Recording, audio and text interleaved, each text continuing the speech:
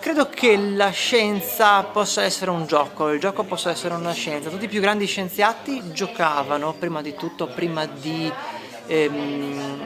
provare le loro teorie. Ricordiamo, mi pare che ci fosse Maxwell che giocava con le trotole colorate e in base a questo ha scoperto come si scompone la luce.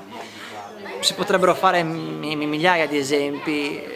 Caleidoscienza cerca di approcciarsi alla scienza in modo creativo, in modo divertente, da cui anche il nome, insomma, Kaleidos, bello, e scienza della scienza, e cerchiamo di insinuare nella mente anche dei più piccoli ma anche dei più grandi che non è così difficile alla fine la scienza, basta provare a metterci le mani proprio fisicamente. È una cosa su cui noi ci teniamo molto, cioè mettere le mani nella materia, mettere le mani su quello che vogliamo sperimentare, su quello che vogliamo giocare.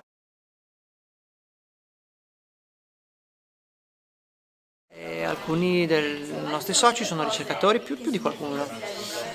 Sembra che la ricerca debba essere solo finalizzata a un ritorno economico, quindi si ha tantissimo investimento da parte di aziende che vogliono non sperimentare ma sfruttare, insomma, la sperimentazione.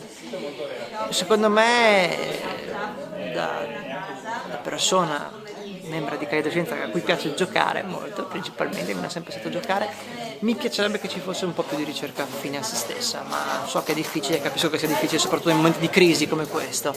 Ci sono tantissime scoperte, tantissimi casi di ricerca in cui è stata una casualità.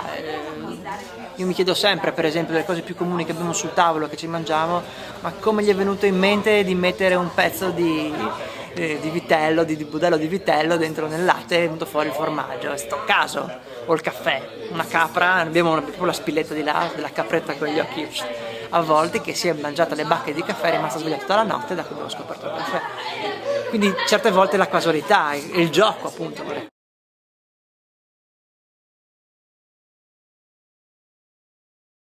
Ritengo che sia importante fare una buona cultura scientifica non sensazionalistica, dovrebbe essere giusta così, e quindi informarsi sulle cose prima di parlarne, non prendere la prima cosa che arriva e dire ah, ho scoperto questo, no, documentarsi, verificare e quindi comportarsi come degli scienziati nella vita di ogni giorno.